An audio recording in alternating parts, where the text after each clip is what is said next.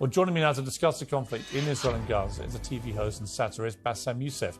Bاسm, it's great to have you back on the programme. I wish it was under different circumstances. First of all, what is your reaction to what happened on October the 7th? Oh, it was terrible, of course. I mean, we kind of get our news kind of also secondhand because, you know, my wife's family, they live in Gaza. They have cousins and uncles there, and their house also was bombed. We haven't been able to communicate with them for the past 3 days. Communication are lost. So we don't know actually what is the, how are they doing, but, you know, we're used to that. I mean, it's just like, it's very repetitive. We're used to that. We're used to them being bombed every time and moving from one place to the other. You know, it's just like those Palestinians, they're very dramatic. Israel killing us. But they never die. I mean, they always come back. You know, they're very difficult to kill, very difficult people to kill. I know because I'm married to one. I tried many times, couldn't kill her. I mean, there's a dark humour there, and I understand why. Because no, it's not dark humour. I try to get to her every time, but she uses our kids as human shields. I can never take her out. Again, I understand the humour, but to be serious, Bاسm, about this, tonight there is... I will be serious. Now, I will be serious. I was watching your interview with Ben Shapiro, and I'll tell you one thing. Yeah. I think that Ben Shapiro is one of the smartest people who ever walked this earth. He's very, very smart. I follow him, and I believe everything he said. And when he came on your show, his solution was, and I quote, his solution was that the solution for this is for Israel to annex Gaza and to kill as many son of bitches as possible to make sure that this will never happen again. And anyone who called for a ceasefire will be a terrorist sympathizer. So God forbid, I don't want to be labeled as a terrorist sympathizer. So I agree with Ben Shapiro. I think we should kill as many son of bitches as possible. Well, let me, so okay, far, but Bاسm, let me... so far, 3,500 people were killed, including 5,000 son of bitches in the bombing of the Baptist hospital as we speak right now. 1/3 of those 3,500 were children. So my question to Ben Shapiro is, how many more son of bitches do we need to kill so Ben Shapiro is happy? Okay, because it changes Bاسm, from 1 year. It changes from one. I'm sorry that.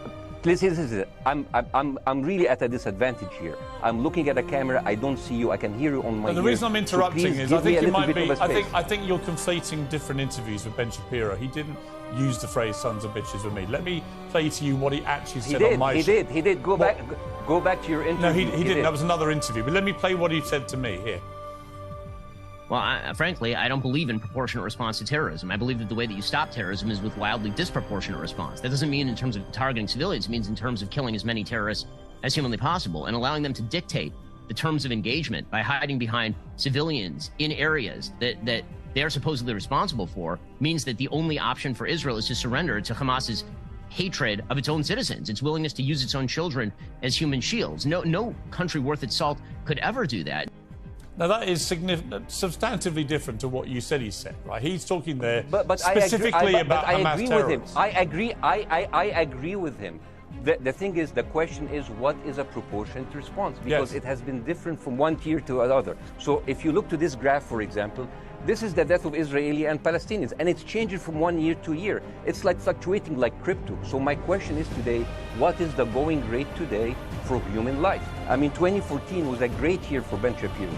88 Israelis were died, and there was 2,329 Palestinians killed on the other side. That is one Israeli for 27 Palestinians. That is a very good exchange rate. What I'm saying is, what is the exchange rate for today?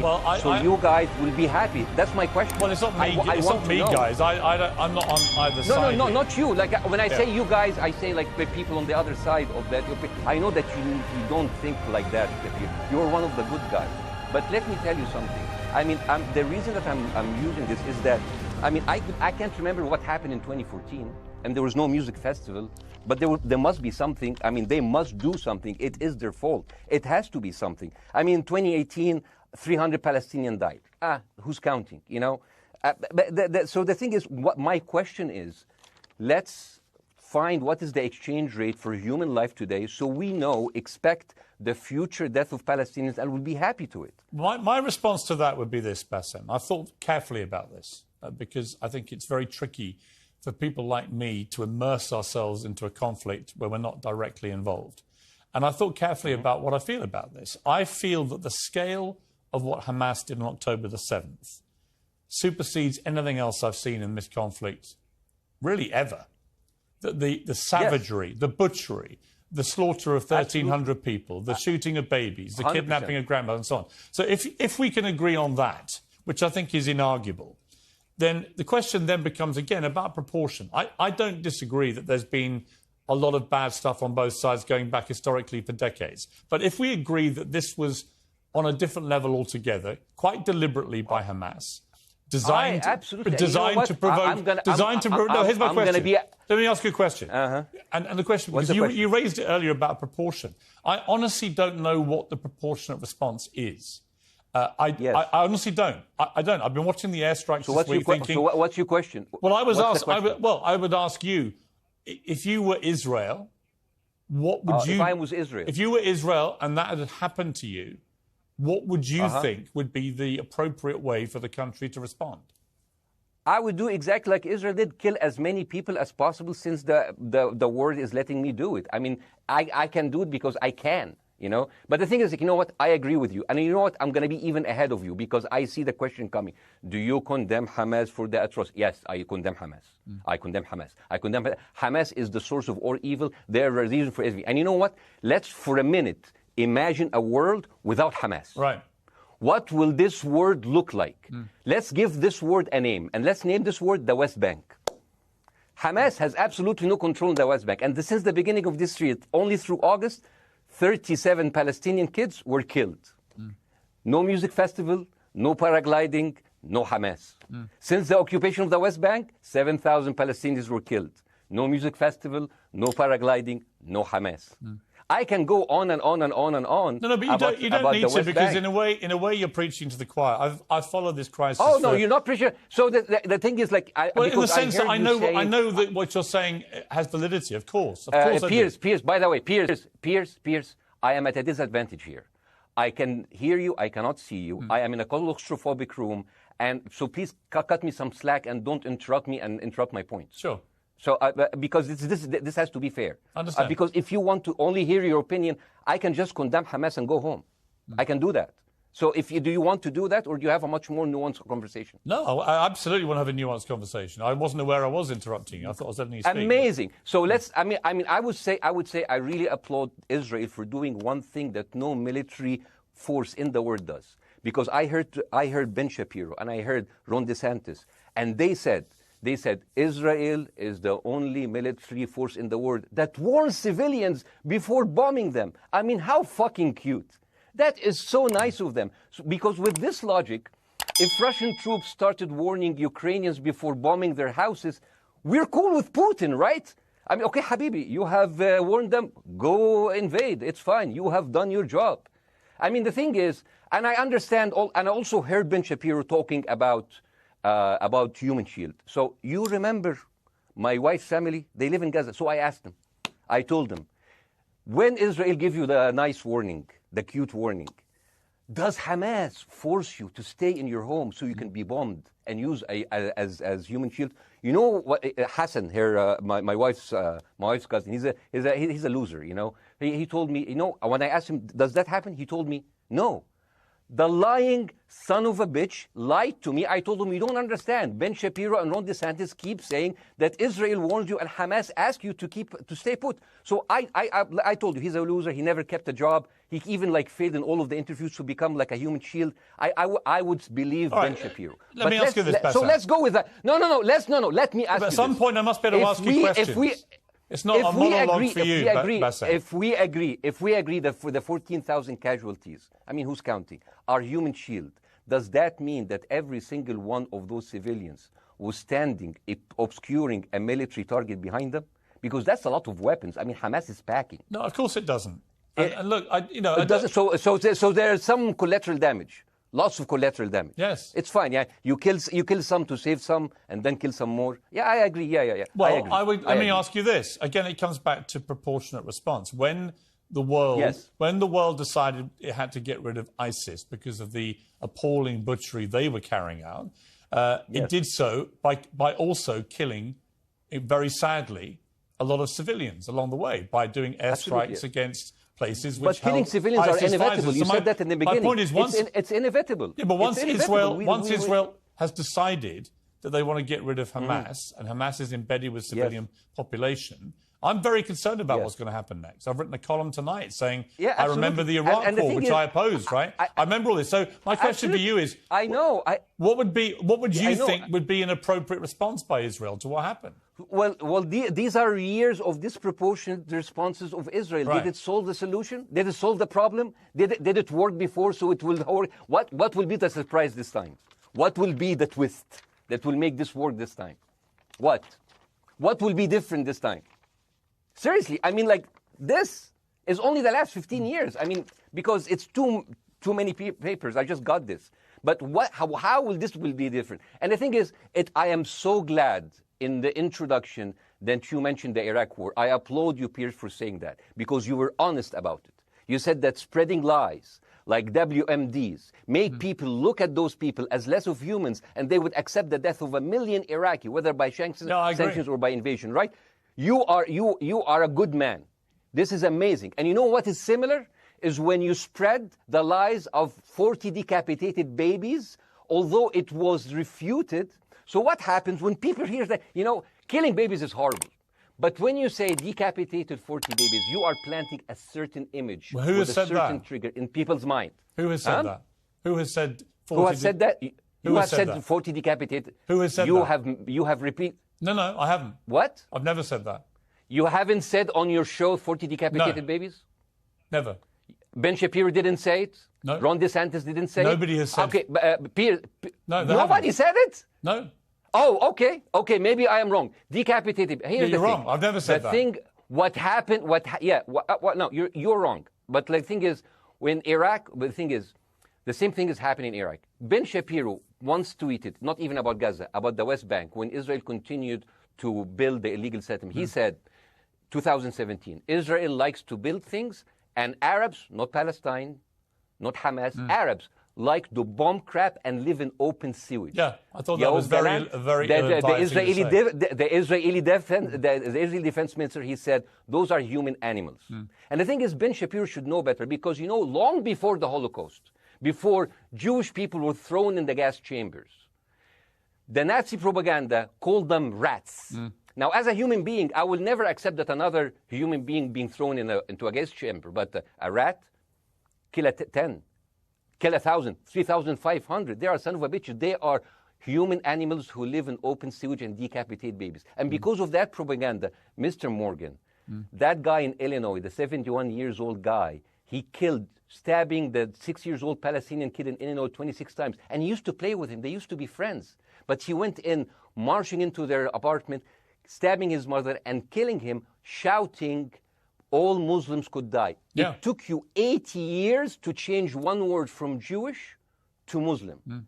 And then you transferred your guilt to us and took away our land. Bassem, let me ask you a question. That deal sucks, man. Let me ask you a question. How do we get from where we are now to peace? Well, first of all, you need to change the perception. Nikki Haley, the American presidential candidate, said, we are in Israel in this because it's a fight between good and evil. Now, if you already decided someone is good, he can do no evil. And if you decided someone is evil, it's good to kill them. Killing them is good. You see, and the thing is, it is not like something new. I mean, I look at history and I see, I'm sorry to say that, but Westerners has always dealt like this with indigenous people. You first treated them like savages, Native American, First Nation, Aboriginal. They're savages. Kill all the savages. And then when they're almost extinct, you start feeling sorry for them, like animals. So maybe the solution is that we kill as many Palestinians as possible, so the few of them that remains do not bother you. And maybe Netanyahu, when he lives for another 100 years, he'll become a tree hugger. Let me just challenge you on this. And he will campaign for preserving the free Palestinian. You keep talking about Westerners like me. Okay, so let me return the favor, okay?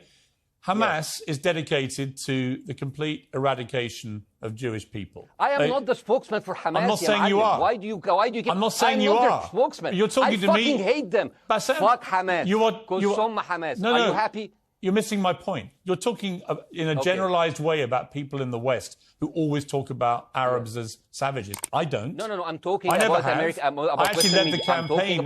I led the media campaign in this country against the Iraq War. Okay, so I don't see. I don't see people in the Middle East as savages. You are one of the good ones. But what I would say is, I'm talking about you. You're great. No, it's not about me You're being amazing. great. We love you. It's about the way Hamas behaved on October the 7th was like savages, like a pack of savages. It was the worst atrocity against Jewish people since the Holocaust. There has to be, of course, there has to be a response. They should be eradicated. My question for you is, notwithstanding the history, Bassem, what is the proportionate response? But I don't know. But there's no Hamas in the West Bank, and they're still dying there. So what's your excuse? I don't have any excuse. Okay, what's your explanation? Sorry, my earpiece went down. Listen, I don't make any pretense that this hasn't been a massive problem between Palestine and Israel going back to the mid-40s. We all know this, right? Piers, listen. I'm not saying that you're making excuses, but if you are adopting a certain point of view, you have to at least defend it. I'm telling you, there is no Hamas in the West Bank. What is the excuse? Not your excuse. What is the excuse to kill those people?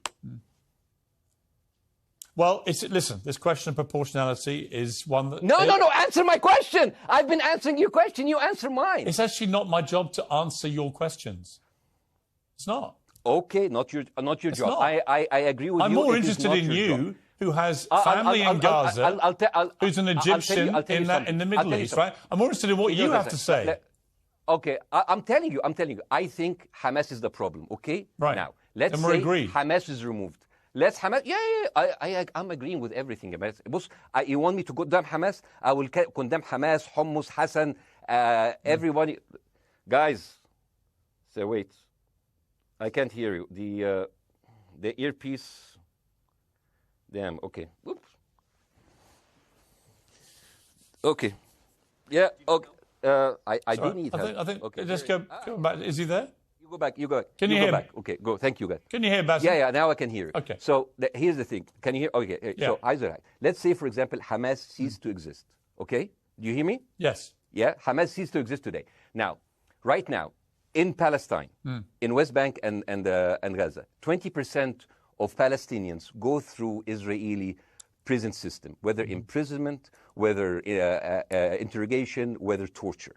And the rest of them, they live a life of daily loss of land, of homes, of life, and they are suffocated by this. So let me ask you something. If you are a Palestinian living into these conditions for decades, would you sympathize with your oppressor or sympathize with the people who claim they resist them even if they are terrorists? I have made no secret that I think the conditions Palestinians have had to exist under are completely unacceptable. I've said that for years. So the question then becomes, how do you forge peace between two warring parts of that region who, for decades, have approached peace, in my view, with mutual sledgehammers, with no actual desire to have peace? And I think it comes down in the end to great leadership.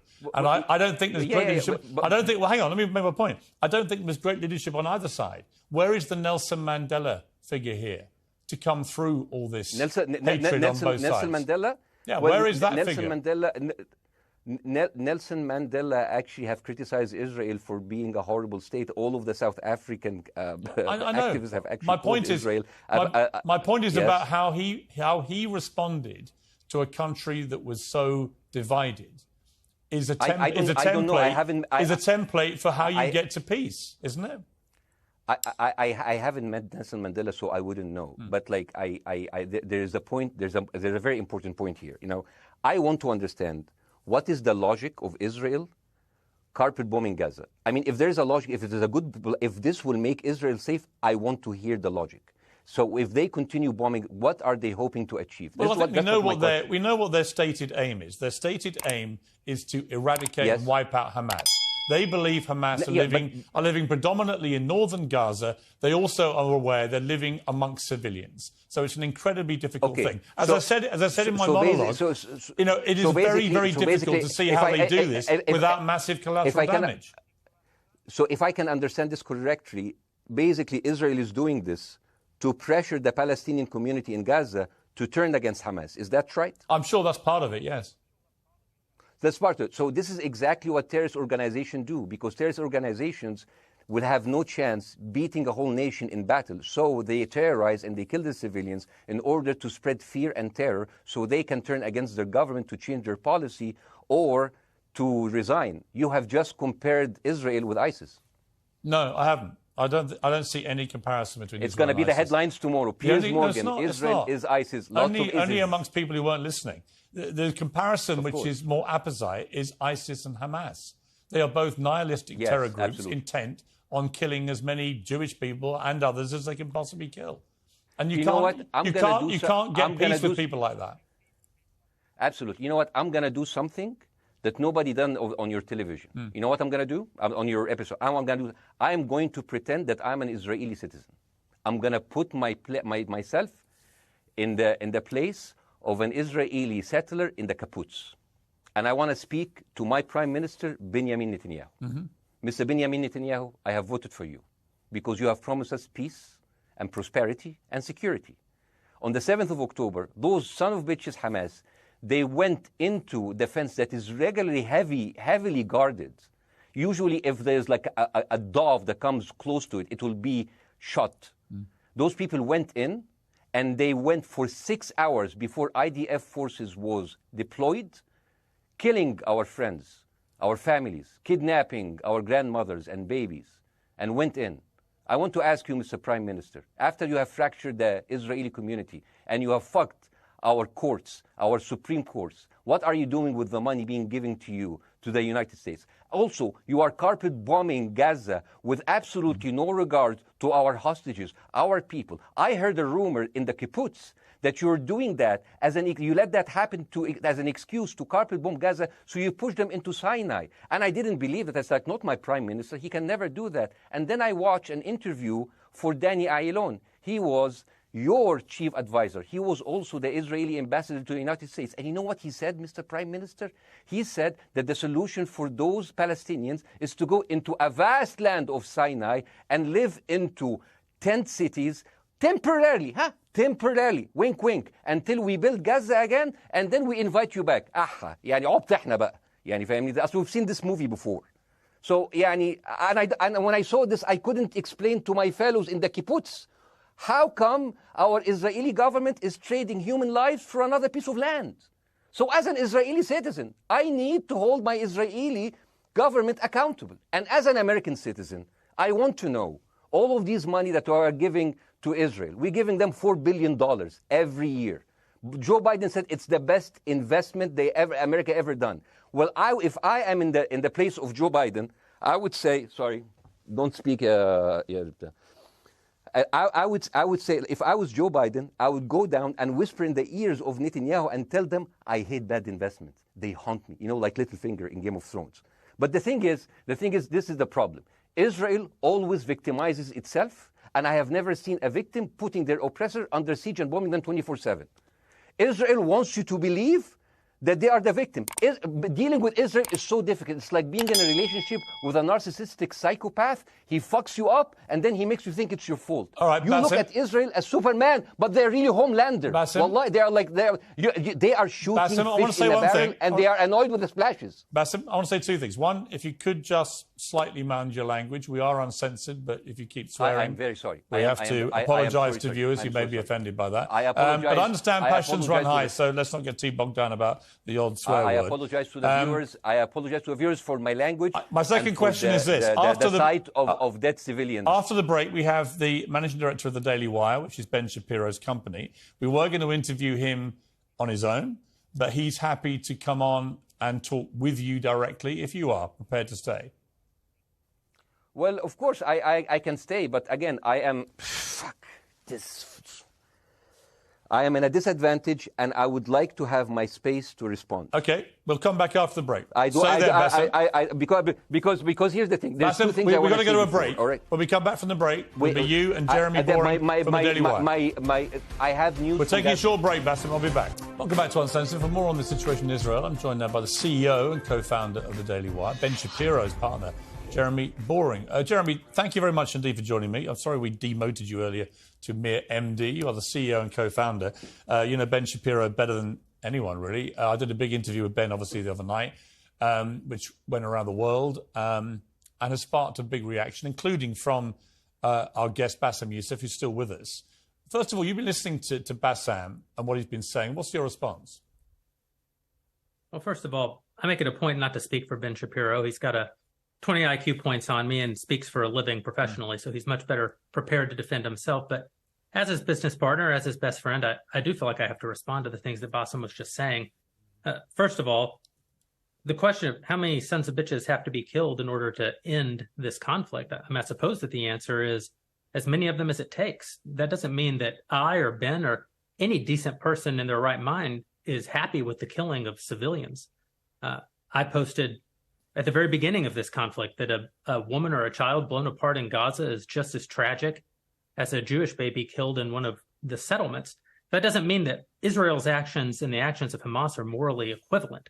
You know, the tragedy is the tragedy, but the moral equivalency is nonsense. If you entered Israel with the express purpose of targeting and murdering civilians with your own hands in cold blood, that is not comparable to Israel bombing targets in the Gaza Strip and killing civilians as a terrible, tragic consequence. War is terrible. War is an awful thing. That's why decent people don't lightly engage in war, and why Hamas should not have incited this war. You know, we can talk about the history of the Israeli conflict. I'm not a professional political commentator. I'm a CEO. I'm a screenwriter, and I'm certainly not Ben Shapiro. I'm not here to discuss the history of the Israeli-Palestinian conflict, but we all saw what happened on October 7th. And the idea that Israel was not going to react severely to that, or that Israel should not react severely to that, is ludicrous. And the Jeremy, idea that Ben Shapiro should be a moderating voice, that Ben Shapiro should be, saying, no, Israel should not respond in this situation, that's nonsense. Let me ask you, though, Jeremy, the question which I think is the big question. What is a proportionate response to that outrage on October the 7th, which is the worst attack on Jewish people since the Holocaust?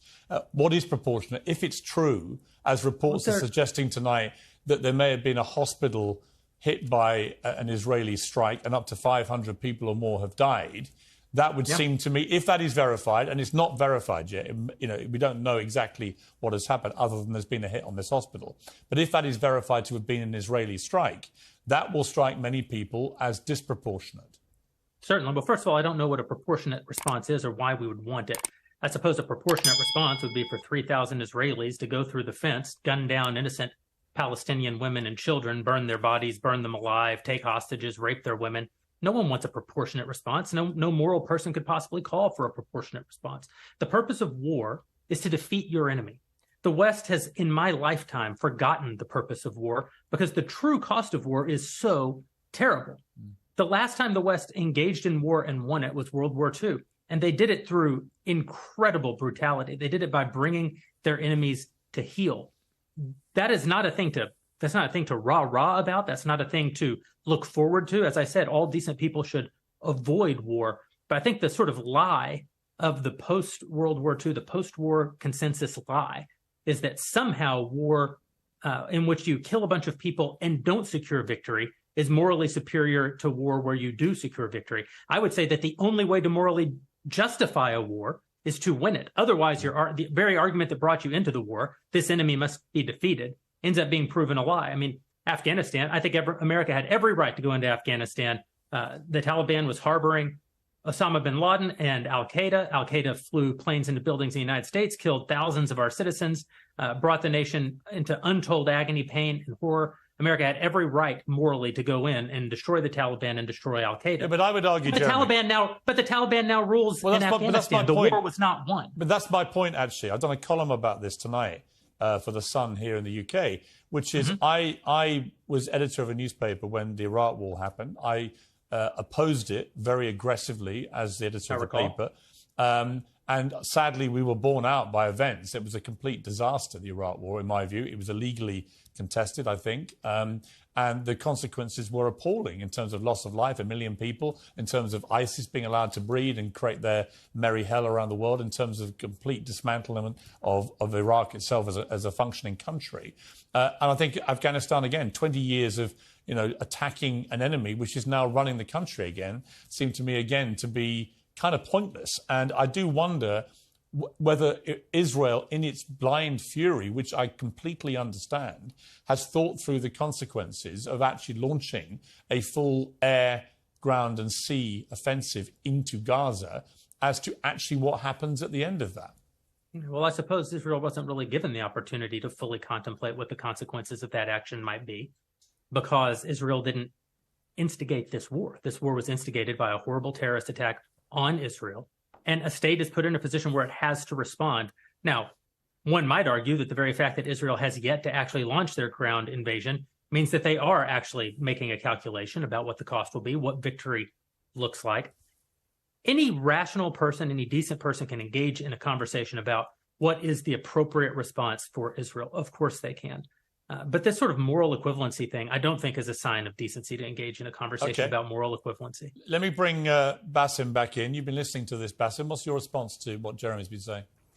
I'm sorry, I didn't catch the gentleman's name. It's Jeremy Boring. He's the chief executive of the Daily Wire and co-founder with Ben Shapiro of the Daily Wire.